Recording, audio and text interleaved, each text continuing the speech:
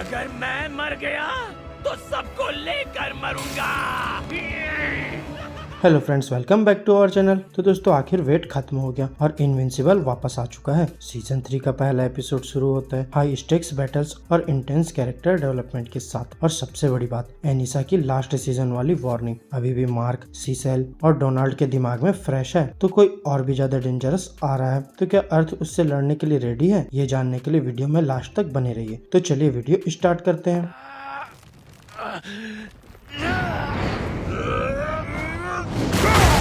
Mark की training, क्या वो ओमनी मैन को टक्कर दे सकता है? एपिसोड की शुरुआत होती है मार्क के एक बड़े विलन से फेस ऑफ के साथ, या शायद नहीं, असली में ये सिर्फ एक ट्रेनिंग एक्सरसाइज होती है। मार्क एक जायंट से लड़ रहा होता है लेकिन इजिली डॉज करके एक बोन क्रशिंग अपरकट मार देता है। यह जायंट तो सिर्फ 8 साल का होता है और डिफीट होने के बाद चीखता है, तुम बहुत मीन हो। वहीं सीसेल और डोनाल्ड मार्क की प्रोग्रेस एनालाइज कर रहे होते हैं और रिजल्ट्स इनसेन। डोनाल्ड के मुताबिक मार्क की स्पीड 65% बढ़ चुकी है, इंड्योरेंस 70% और सबसे शॉक करने वाली बात, उसकी स्ट्रेंथ 138% बढ़ गई है। मतलब मार्क अब सिर्फ इनविंसिबल नहीं है बल्कि वो धीरे धीरे अपने फादर ओमनी मैन के लेवल तक पहुंच रहा है। लेकिन क्या ये काफी होगा जो डेंजर आने वाला है उसके लिए? वहीं दूसरी तरफ रेक्स एक्सप्लोड का फ्रस्ट्रेशन बढ़ता जा रहा है। गार्डियंस ऑफ द ग्लोब को इग्नोर किया जा रहा है जबकि मार्क को सीसेल का पूरा फोकस मिल रहा है। और आइसिंग ऑन द केक, उसका नया साइबरनेटिक हाथ एक छोटी सी प्रॉब्लम के साथ आता है, वो मिडिल फिंगर नहीं दिखा सकता। Priorities right. क्या ये पुलिस वाले नहीं है?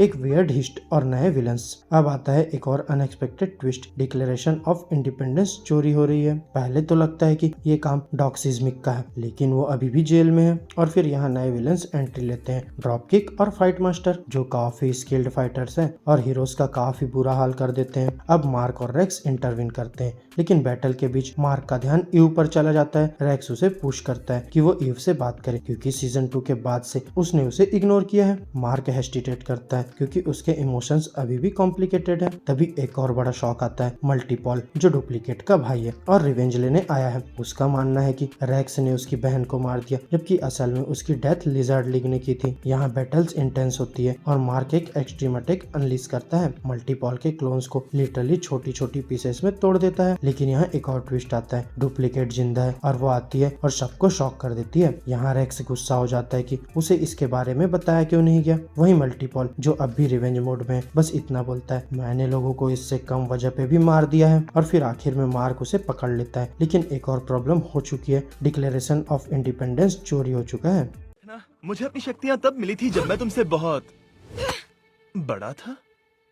ओलिवर की पावर्स और फैमिली टेंशन। इस बीच मार्क का छोटा भाई ओलिवर तेजी से ग्रोथ कर रहा है। वहीं थ्रैक्सन जीन्स की वजह से वो बहुत फास्ट डेवलप्ड हो रहा है और हर वक्त ट्रेनिंग के लिए एक्साइटेड रहता है। वहीं मार्क उससे कहता है कि जब तक उसकी पावर्स नहीं आती तब तक वो रुक जाए। पर सरप्राइज, यहाँ ओलिवर के पास पहले से ही पावर्स है। और फिर एक क्रूशियल गेम ऑफ कैच के दौरान ओलिवर हवा में उछलकर बॉल पकड़ लेता है और मार्क लिटरली स्पीचलेस रह जाता है। फिर वो जब ये बात डेबी को बताता है तो वो चिंतित हो जाती है। वो ओलिवर से प्रॉमिस लेती है कि जब तक मार्क साथ ना हो तब तक वो अपनी पावर्स यूज नहीं करेगा। पर ऑनेस्टली एक सुपर पावर्ड बच्चा कितना कंट्रोल कर सकता है? वहीं दूसरी तरफ डुप्लीकेट गार्डियंस के पास आके एक और बड़ा अनाउंसमेंट करती है, वो इमोर्टल से शादी कर रही है। वहीं गार्डियंस हैप्पी है। और फिर ब्लैक सैमसन का एक आइकॉनिक डायलॉग आता है, the family is back baby and unbreakable. अब ये देखना होगा कि ये कितने टाइम तक टिकता है।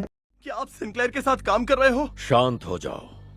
उसने आम लोगों को राक्षस में बदल दिया। सीसेल वर्सेस मार्क, एथिक्स का क्लैश। सीसेल और मार्क के बीच मोरालिटी पर एक बड़ा क्लैश होता है। सीसेल कहता है कि वो ओलिवर को ट्रेन करना चाहता है लेकिन डेबी इस बात को डिनाई कर देती है। उसका कहना है कि मेरा बेटा कोई एक्सपेरिमेंट नहीं है। वहीं दूसरी तरफ डॉग सिज्मिक जेल से भाग जाता है और सुपर हीरोज को कैप्चर करना शुरू कर देता है। यहाँ सीसेल फाइनली अपना सीक्रेट वेपन भेजता है, डीए सिंक्लेयर के रीएनिमेंट और डार्कविंग 2। अब मार्क इसे देख के हॉरिफाइड हो जाता है। सिंक्लेयर एक मर्डरर है, उसके क्रिएशंस ने इनोसेंट लोगों की जान ली है। वहीं डार्कविंग कहता है कि उसने अपने पास्ट मिस्टेक सुधार लिए हैं। पर मार्क उस पर ट्रस्ट नहीं करता। वो डिमांड करता है कि सिंक्लेयर और डार्कविंग दोनों को वापस जेल भेज दिया जाए। पर जब सीसेल मना कर देता है, मार्क डायरेक्ट उससे टकरा जाता है। यहाँ सीसेल और चिलिंग लाइन बोलता है, ये मेरे प्रोटेक्शन के लिए है, मार्क तुमसे। और फिर व्हाइट रूम एक्टिवेट होता है। ताकतवर की यहाँ से निकल सकते हो अगर कोशिश करो तो।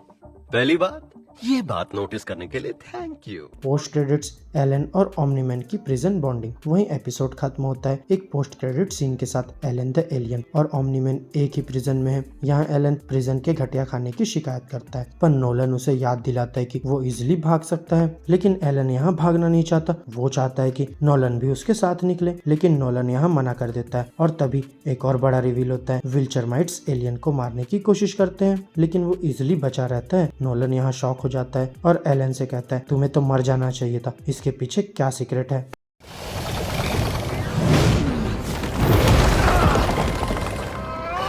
Final thoughts. दोस्तों सीजन 3 का प्रीमियर धमाकेदार था। मार्क की पावर्स इंसेन लेवल पे बढ़ रही है। वहीं सीसेल का कंट्रोवर्शियल डिसीजन मोरालिटी को टेस्ट कर रहा है और guardians of the globe struggle कर रहे हैं। और सबसे बड़ी बात, एनिसा की वार्निंग अब भी लूमिंग थ्रेड बनी हुई है। और ये तो बस शुरुआत है। फास्टन योर सीट बेल्ट्स, क्योंकि इनविंसिबल अब और भी ज्यादा क्रेजी होने वाला है। तो दोस्तों मेरी आज की इस वीडियो में बस इतना ही। आपको ये सीजन 3 के एपिसोड 1 का ब्रेकडाउन कैसा लगा, अपने थॉट्स कमेंट बॉक्स में शेयर कर सकते हैं। और अगर ये वीडियो अच्छी लगी तो वीडियो को लाइक करो, चैनल को सब्सक्राइब करो और ऐसे ही लेटेस्ट कंटेंट के लिए बेल आइकन जरूर प्रेस कर लो। अब मैं मिलूंगा आपसे नेक्स्ट वीडियो में, तब तक के लिए बाय बाय दोस्तों।